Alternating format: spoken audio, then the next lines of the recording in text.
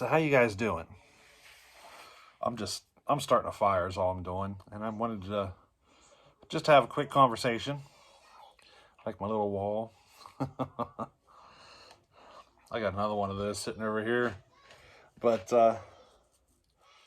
yeah, my salt collection is starting to get comfortable. You know, a lot of projects that I want to get into, and you know, I kind of enjoy it. But I wanted to tell you guys something. I I wanted to be honest with you about something. I should say. I want to say the reason I monetize the channel is not to make money. It's not. I feel like I should explain this. See, the reason my channel is monetized is because I YouTube is going to put ads on no matter what, right? It doesn't matter. The ads are going on. Now, if your channel's monetized, you earn, what is it, like half of that money they give you? But if you don't monetize, they keep it all. So, whenever you're in that situation, you have to decide whether or not you're going to let YouTube keep all the money, or if you're going to monetize and, you know, keep your half.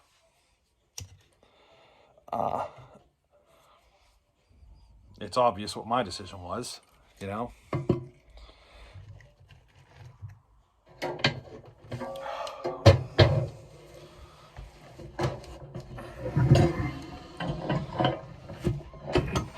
I that you all have a YouTube channel. If you're viewing this and you have a channel with a name under it, your channel's, you know, you have a YouTube channel. Some folks choose to post videos and some don't. And I found that the more I posted videos, the more people I met. And I have friends now that I never would have met without YouTube. So that's one of the things that keeps me going. You know, I get to keep meeting new people, you know. I would have never met Andrew, Simple Man. Never would have met Simple Man. Never would have met Doug. Can't remember his name. JNS Chainsaws. Another cool guy. Clint. Would have never met Clint. You know, there's a whole list of them. And, you know, if I would have never done this, I would have never met any of them. So, I have no regrets.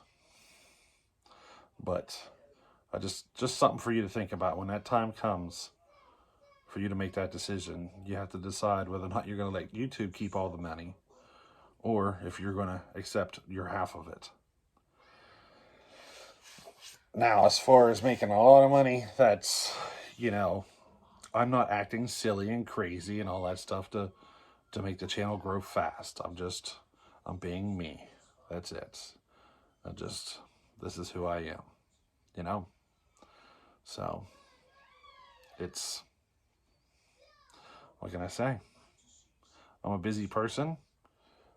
My stuff takes a long time to do, a lot longer than other folks, but, you know, it is what it is. My dad passed away back in March, and since then, I have his home that I've been going out and taking care of. We have a house in the city that we want to sell, and I've been spending a lot of time there working on it, cleaning it, you know, getting the paint in and all that stuff, putting some new flooring in, you know, just to help it sell. And then we got the new place that I've been working on getting in order. Do all that on top of, you know, 3 kids, and we are a single income household. So, you know, I think sometimes my stress might show on the channel. And I apologize if it does and if it bothers you or whatever. My saw work is a way for me to relieve some of that stress, you know? It helps. She didn't light. My paper's a little bit on the moist side.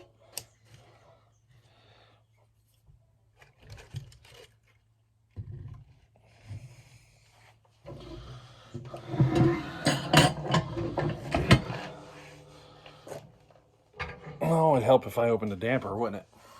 That might help. But I just want to give you a quick explanation there of why I do what I do.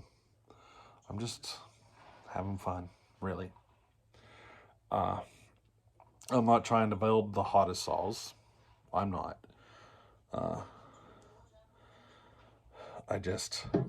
I like showing what I do and showing you how it runs. You know?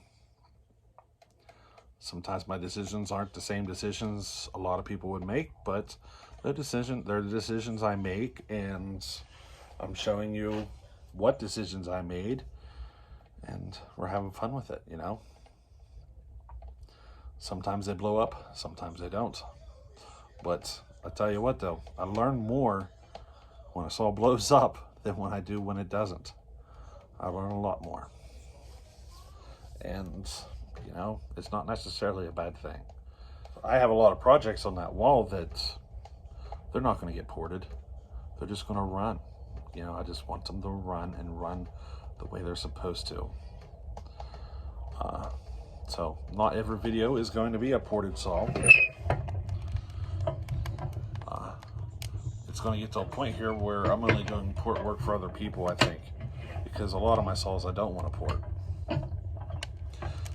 You know, so I'll port other people's and keep mine factory a lot of the times. You know,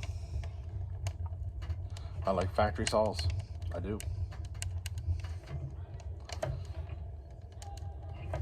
Can you hear the fire starting to go? Let's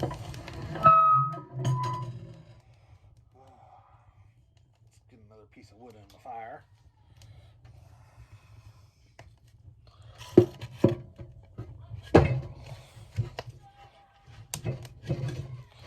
I have several different species of wood here, and right now I'm burning all the softer species. I have, you know, I have some good stuff, but right now I'm only burning the softer stuff because I don't want to use my good wood right now. Funny as I saying I don't want to use my good wood right now. My good wood is, you know, locust and so forth, but right now I'm burning the cherry in that.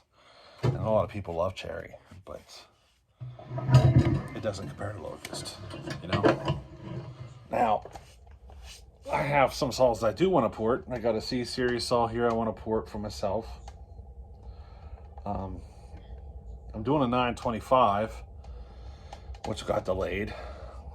Now that saw is going to go to somebody else though. I'm going to do a 923 for myself. Just because I don't like high compression. So the 923 has a built-in compression release, so that's the one I'm porting for myself. I don't like having to struggle that much to pull a cord, you know?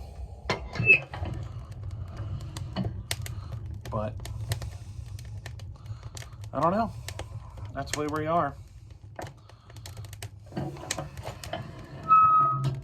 me show you this out here. Look at that pretty fire. Yeah. She's starting. Now, I have a lot of duplicate saws here, so those are probably the ones I'd spend most of my time porting. And some of them are just, you know, a lot of them I'm just going to give away. I just, you know, my end goal is to own a good example of each home light, but when I have 5 or 6 of the same one, I don't need that, you know. I'll fix them up, give them away, sell some of them. I sell some of them to help finance the hobby, you know. Like I got a, see that XL, it's way over here. See that one right there? It's an XL 12. It's going to go up for sale here. I just haven't officially put it up for sale. It's a running saw.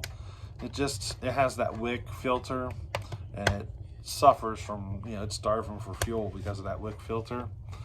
So I'm thinking about throwing another tank on it or something, maybe modifying that one and getting rid of the wick filter.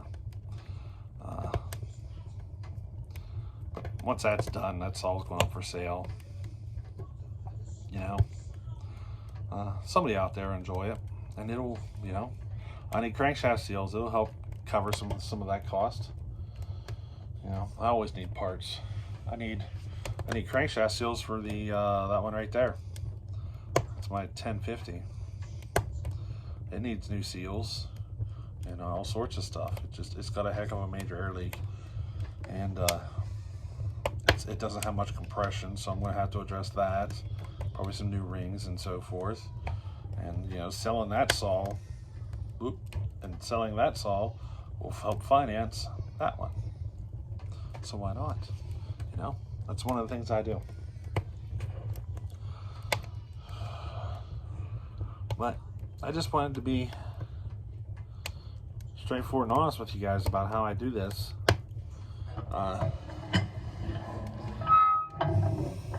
You know,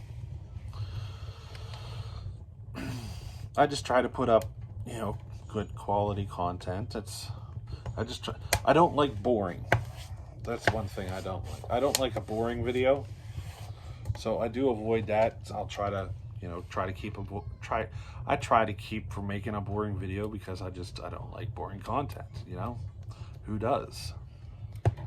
But sometimes I will, you know. A lot of people have requests in for specific videos.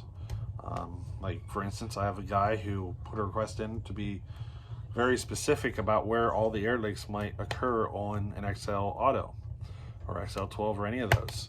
So I got to make a video for him, you know, answering some of these questions.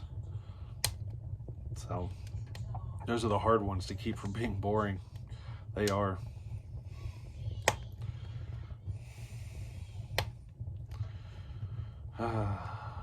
Enjoying a moment by the fire. The last video you saw, I was talking about the chain. And, you know, because I didn't have another chain for my 28-inch bar. Wouldn't you know it? This is what kind of community we have here. Doug, without even talking to me or asking me anything, he sends me a message and says, there's a chain in the mail. You know,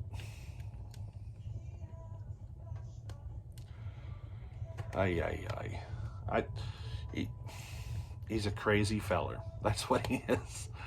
And another guy, Andrew, did the same thing. He's like, hey, tell me how many driver links you need. I'll put one together and send it to you. I told him that Doug already beat you to it, buddy. You know,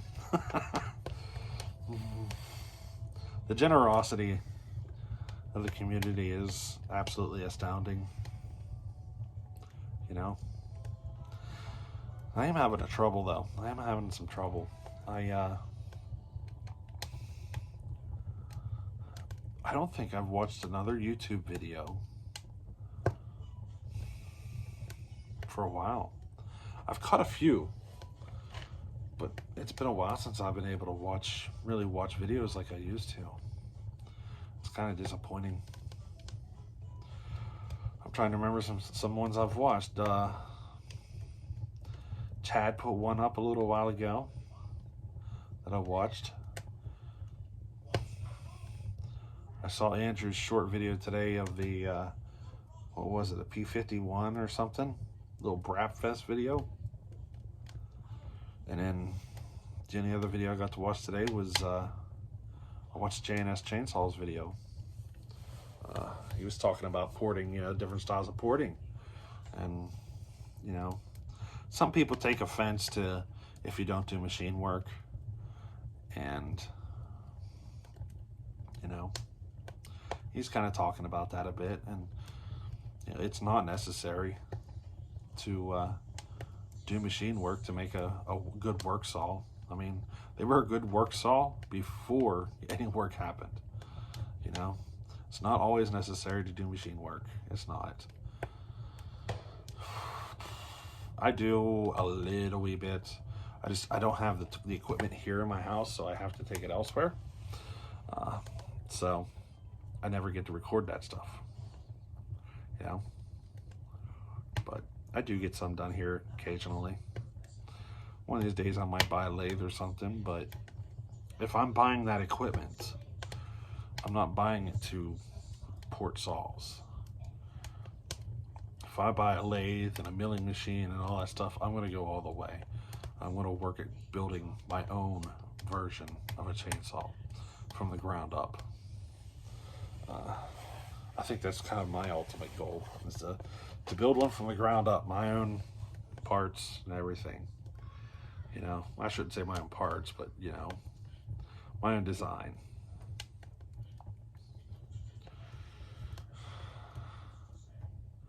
Not because I want to get rich, you know, with my own chainsaw brand or something. I mean, I wonder how many US made chainsaws there are anymore. Are there any left?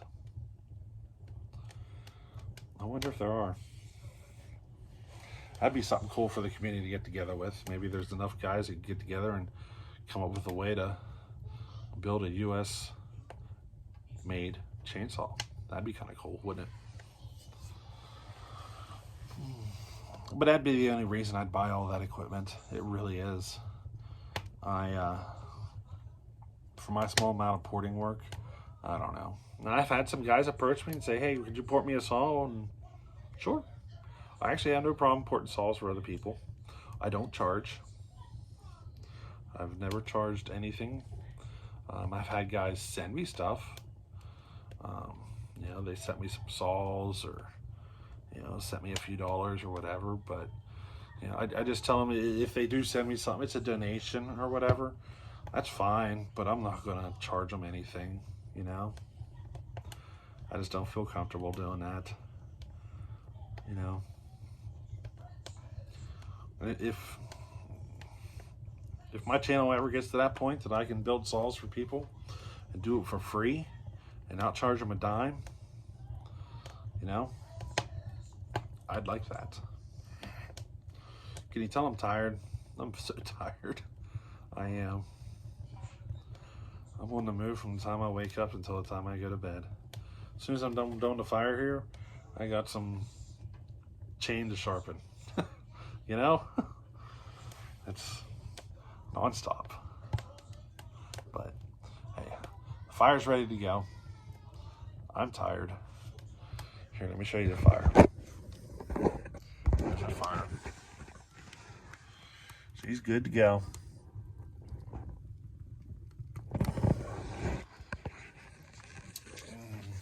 And I'm tired, so we're gonna call that it for tonight. Alrighty? Hey, we'll catch you guys on the next one. Later.